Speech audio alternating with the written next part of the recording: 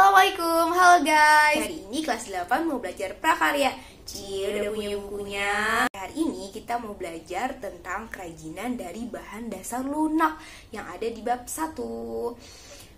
Sebenarnya kerajinan itu ada juga yang dari bahan keras. Cuma di semester ini dan di tahun ini, di kelas 8 ini kita belajar tentang bahan lunak dulu ya. Nah, kira-kira kerajinan dari bahan dasar lunak itu kayak apa ya? Ayo kita lihat. Kerajinan dari bahan lunak banyak macam-macam jenisnya. Yang pertama ada tanah liat atau yang biasa disebut sebagai tanah lempung. Tanah ini memiliki sifat elastis yang sangat kuat, menyusut saat kering dan memuai saat basah. Maka dari itu, tanah ini mudah dibentuk menjadi berbagai macam benda pakai seperti vas bunga dan lain sebagainya. Dalam pembuatannya, tanah liat memiliki berbagai macam teknik atau cara, yaitu sebagai berikut. Teknik ini termasuk teknik manual yang tergolong mudah karena hanya mengandalkan keahlian pijitan dan tekanan dari tangan.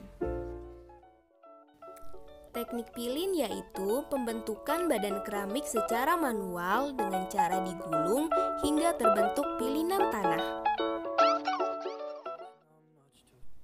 Dengan teknik ini, keramik dibuat secara manual dengan membentuk lempengan menggunakan roll, lalu dipotong-potong.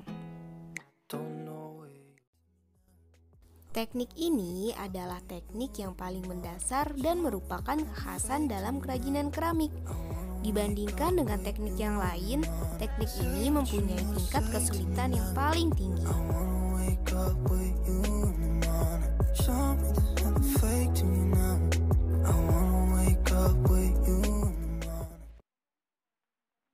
Dan yang terakhir ada teknik cetak. Dalam teknik ini memanfaatkan cetakan dari bahan dasar gips untuk mencetak tanah liatnya. Teknik ini memungkinkan pengrajin dapat membuat keramik dalam waktu yang singkat, bentuk dan ukuran yang sama, dan dalam jumlah yang banyak. Contohnya seperti genteng.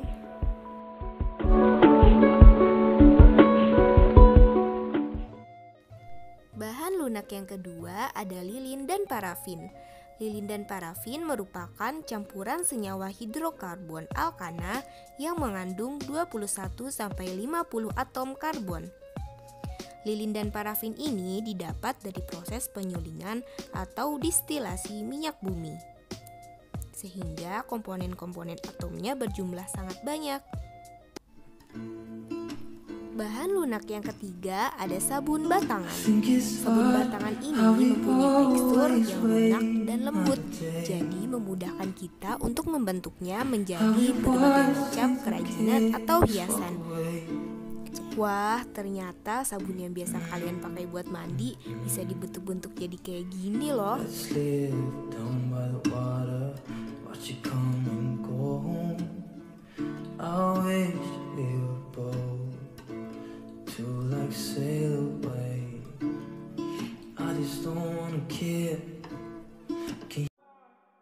Yang keempat ada clay.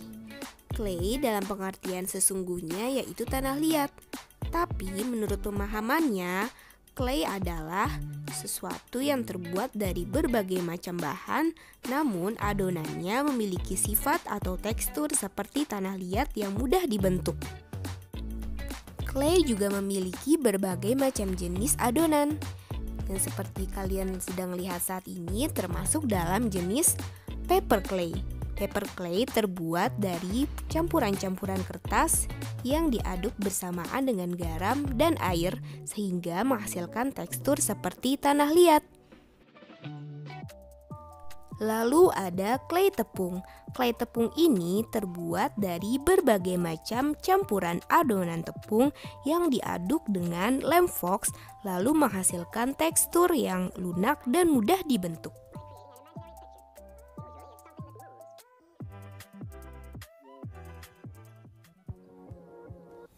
Dan yang terakhir ada polymer clay. Polymer clay ini sudah memiliki tekstur yang lunak seperti tanah liat. Namun untuk menghasilkan bentuk yang keras, kamu harus memanaskannya terlebih dahulu seperti dimasukkan ke dalam oven.